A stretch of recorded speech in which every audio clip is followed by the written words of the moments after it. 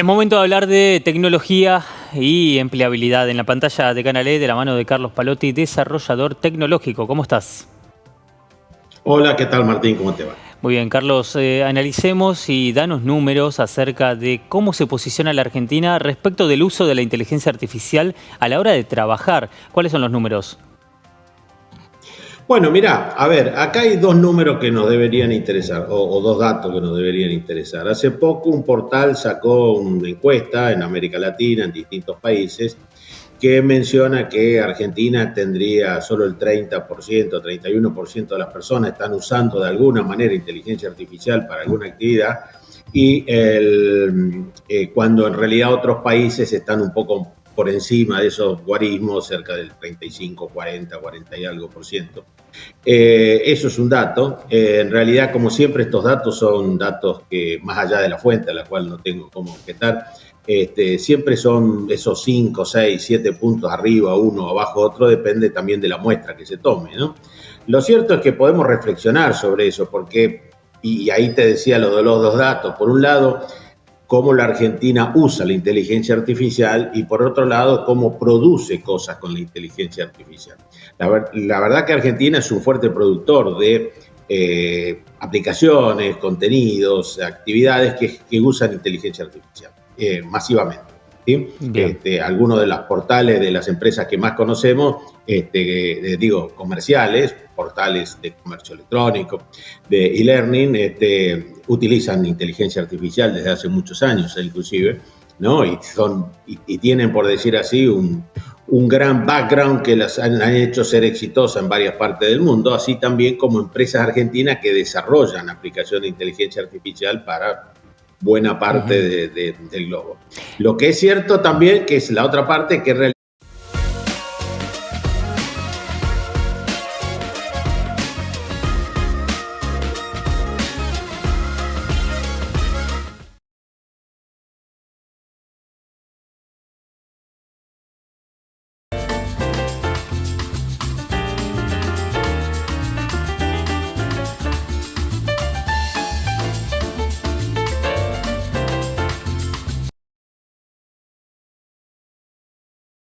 tras esporádicos cambios en las políticas económicas, no estamos tan inmersos en la transformación digital como deberíamos. Ujú. Ahora nos vamos a meter en eso, pero pensando en este análisis, si hay detalles acerca de las zonas, ejemplo, si en Argentina se evaluó a los trabajadores del AMBA y en Perú a los trabajadores de Lima, o si fueron a, no sé, a Ica, por ejemplo, que es mucho menor, o a dónde se hicieron estos estudios, pero independientemente de eso, de lo que espero respuesta si la hay, me gustaría también entender cuánta información tiene el trabajador acerca del uso o no de la inteligencia artificial, porque nosotros tal vez estemos usando un procesador de textos y un publicador, por ejemplo, sin saber que detrás hay inteligencia artificial y solo la vinculamos con, por ejemplo, el uso de ChatGPT o de la elaboración de una imagen. Sí, efectivamente. Bueno, en cuanto a cómo está distribuida esa encuesta, te diría que no está claro, no está dentro del informe que Ok. fue publicado. La verdad que supongo que como todas estas cosas siempre son tomadas a partir de una clase social universitaria o con estudios avanzados, digamos, que es la que normalmente responde a estas Bien. encuestas, porque esta encuesta no solo habla sobre el uso de inteligencia artificial, sino como también otros accesos a otras tecnologías, digamos, ¿no? Cuán permeable es para el acceso a las tecnologías. Ahora, con respecto a la segunda parte de tu pregunta, que me parece muy atinada, es que, ¿qué es lo que ocurre? La inteligencia artificial tiene por objeto trabajar usando, creo que ya lo hemos hablado, pero usando la información disponible, tratar de crear escenarios posibles, digamos, que algo pueda proyectarse, ¿no? Entonces digo, bueno, si en realidad esto pasó acá, pasó acá, pasó acá, pasó acá, yo voy entendiendo y voy haciendo, la máquina, por decir así, la computadora va aprendiendo, o el sistema va aprendiendo de lo que va ocurriendo, puede proyectar que esta enfermedad que yo tengo es una angina virósica de tales características porque asume el análisis de todos los síntomas que yo voy teniendo. Ahora, ¿qué es lo que ocurre? Para usar la inteligencia artificial, la uso en mi tarea cotidiana. Yo sea un abogado, un contador, una persona, un empleado público que está ejecutando expedientes, o un escritor o un músico, ¿sí? Yo tengo gente amiga, muy amiga, que está haciendo música cuando no sabe nada de música y utilizando inteligencia artificial para combinar texto que ha creado con alguna música o algún video que ha creado con una música que le crea algún ámbito de la inteligencia artificial. Bueno, estos son usos. Ahora, lo que ocurre es que en una Argentina que es poco competitiva a nivel mundial, muy poca gente utiliza esto, ¿no? Claro. ¿Para qué lo voy a usar si en realidad no le veo un efecto claro, salvo un hobby o salvo un gusto de tratar de meterme en el ChatGPT, como vos decís, tratar de hacer algunas preguntas, a ver qué me dice, ¿sí? Pero no como parte de una herramienta esencial de mi propio trabajo, ¿sí? Claro, claro. Eso todavía no ha permeado en la sociedad argentina. ¿Eso con qué tiene que ver puntualmente? Porque aquel que es un líder de proyecto en una empresa o que justamente está buscando cómo optimizar recursos, agilizar tareas, darle a sus trabajadores la posibilidad de pensar ideas y no de solamente ser operativo, la inteligencia artificial le da esas herramientas. Entonces, digo, ¿es una falta de inversión, una falta de visión, una negación? Bueno, como todo, tenemos una Argentina que navega en distintas etapas, dependiendo de la actividad económica. Hay actividades económicas que son competitivas alrededor del mundo y que obviamente están utilizando todas estas herramientas cotidianamente, o por lo menos están intentando empezar a utilizarlas. Hay otras actividades que solo lo hacen con una mirada, ya digo, como de un hobby, como algo entretenido para ver qué pasa, y una gran parte de la sociedad y una parte de la economía que no tiene ni idea de que esto existe y que puede hacer algo por él, digamos, ¿no? Son distintas Argentinas, que no es el momento para profundizar, pero todos sabemos que realmente existen. Tenemos empresas o tenemos actividades industriales o actividades productivas que están en distintos estatus. Ahora, concretamente, aquellas que están más expuestas a la competencia mundial, a la necesidad de innovar, a la necesidad de hacerse reingeniería de sus procesos o reingeniería de sus negocios, obviamente son las que tienden a utilizar más rápidamente este tipo de herramientas, sí, digamos, ¿no? Sí, vos sabés que bueno, habitualmente consensuamos y estamos de acuerdo en muchas cosas, pero acá te voy a contradecir con lo siguiente, porque los emprendedores, a la hora de pensar en crecer, necesitan optimizar tiempos, porque muchas veces la empresa de ese emprendedor es esa persona sola, o son dos como mucho, y en ese crecimiento y en ese comienzo no se puede contratar a alguien más y se utiliza la inteligencia artificial para reemplazar, entre comillas, la operatividad que otra persona debería ejecutar. Y al mismo tiempo, acá sí coincidiendo plenamente, pienso en industrias como, por ejemplo, el agro y trabajadores que están 8 horas arriba de una fertilizadora y no saben tal vez que están usando inteligencia artificial porque el monitor que tienen adelante le brinda la información necesaria al ingeniero agrónomo que está sentado tal vez en la oficina trabajando con los datos que ese trabajador le está brindando. Entonces hay polos opuestos en cuanto a ingresos de un emprendedor y de un productor agropecuario, pero que pueden utilizar la inteligencia artificial sin ningún problema con la misma necesidad también. Claro, bueno, vos lo dijiste, por ejemplo, estamos hablando de un emprendedor es alguien que entra a un mundo competitivo, porque está creando algo, está haciendo una nueva empresa, está haciendo un nuevo producto o servicio que tiene que ser competitivo. Por lo tanto, naturalmente, y por otra parte, como bien también dijiste, a veces con falta de recursos, ¿no? Entonces, naturalmente va a tender a utilizar estas herramientas modernas como la inteligencia artificial para hacer más rápidos procesos que hubieran sido más lentos o que demorarían o que necesitarían la demanda de determinado personal que a lo mejor con esto lo evita, digamos. Claro. Entonces, esta es la parte competitiva.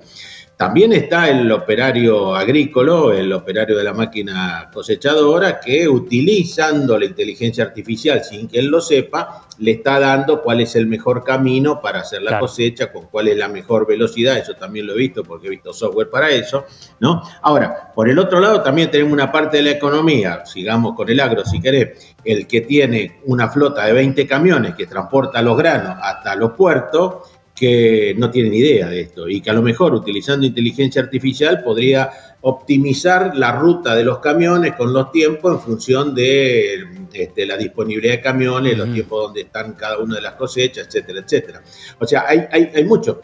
Todos nosotros conocemos abogados que todavía no entendieron que la inteligencia artificial puede ser una gran herramienta para redactar algún tipo de demanda simple, o sea, nada sofisticado, pero que de alguna manera vaya ayudándolo a resolver tareas que eran más complejas, no más complejas, más demandantes de tiempo. Digamos, bueno, ¿no? El año pasado, sin ir más lejos, hice un informe que tenía que ver con esto que mencionás del mundo jurídico, donde en Estados Unidos por primera vez un robot asesoraba a una persona que estaba en litigio y recibía justamente las recomendaciones no solamente con los datos de cada artículo y la necesidad de entender cada uno y lo que se necesitaba para entender cada uno de esos artículos, sino también con una asesoría que tenía que ver con sentimientos, con lo personal, con la coyuntura, con un análisis completo, como si fuese una charla entre dos personas. Y eso se desarrolló en Estados Unidos el año pasado. Esa tendencia, ¿hasta dónde puede llegar la implementación de la inteligencia artificial en un mundo que requiere un análisis más allá de la interpretación de datos solamente? Bueno, vos entrás en el punto neurálgico de esto, es decir, dónde la inteligencia artificial puede ayudar a tareas que anteriormente eran muy burocráticas o que de alguna manera pueden interactuar de una manera diferente con el ser humano. Te lo voy a contar con dos ejemplos. Por distintas razones tuve que interactuar con dos portales, uno del ámbito del Estado y uno del ámbito privado, ¿sí? Una de las compañías telefónicas y uno de una agencia gubernamental. En los dos casos me manda a través de un chat a que pregunte. Las preguntas eran totalmente indicadas, donde opción 1, 2, 3, en esas opciones no estaba lo que yo necesitaba. Otra, marque acá, marque allá. Bueno, todos hemos experimentado ese tipo de frustraciones por no saber dónde poder preguntar lo que uno quiere preguntar, cuando en realidad ese portal de esa compañía, en este caso Telefónica, conoce muchísimo de mi persona, de mi entorno, con lo cual con una inteligencia artificial podría decir, señor Palotti, ¿cómo le va? ¿Cómo le fue de vacaciones? ¿Estuvo bien? ¿Necesita que en el domicilio tal o en el domicilio cual? Digamos, ¿no? Porque va infiriendo y va tratando de ayudarme de una manera coloquial, como decir. En el otro caso, con una dependencia gubernamental, mucho más áspera todavía, que ni siquiera con un chat, ¿no? Donde en realidad el formulario y los campos a completar absolutamente difícil, aún para una persona que puede tener un nivel digital, si querés, un poco más elevado, digamos, ni hablar de alguien que sea precario para este tipo de cosas. Con lo cual, ahí es falta de inversión en esos que ayudaría al ciudadano, ayudaría al consumidor. Ahora, y ahí tenemos que ver, si vos sos una oficina pública, que es el único lugar donde vos podés hacer este trámite, o vos sos una empresa telefónica donde no tenés más que 1, 2 o 3 opciones, claramente no me pongo competitivo. Entonces no me dedico como empresa a ser más competitivo para mejorar eso y diga, no, yo me quiero quedar en esta empresa porque tengo un servicio diferencial, que es como que me atienden en forma presencial, pero yo sé que por atrás hay alguien que no es una persona, sino es una computadora. Exacto. Bueno, eso es lo que hemos hablado de la falta de competitividad. En aquellas áreas donde en la economía, empresas argentinas tienen que competir en el mundo, obviamente estos temas de inteligencia artificial ya están bastante más desarrollados. En aquello donde tenemos áreas más monopólicas, más, y no me refiero solamente al ámbito privado, sino también del ámbito estatal, de no puedo sino ir a esa ventanilla, y bueno, mire, es lo que hay, y si no, hágalo personalmente. Bien, impecable. Carlos, gracias. Y gracias a vos, buenas tardes. Hasta la próxima. Vamos a continuar con más en Canales.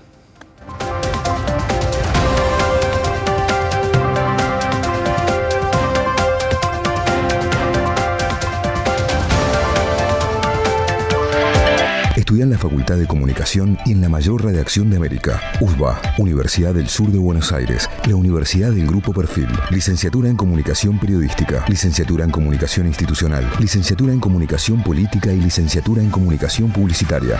Títulos con reconocimiento oficial y validez nacional. Inscribite a las reuniones informativas en universidad@perfil.com. Aprende comunicación dentro de un medio de comunicación. USBA, Universidad del Sur de Buenos Aires.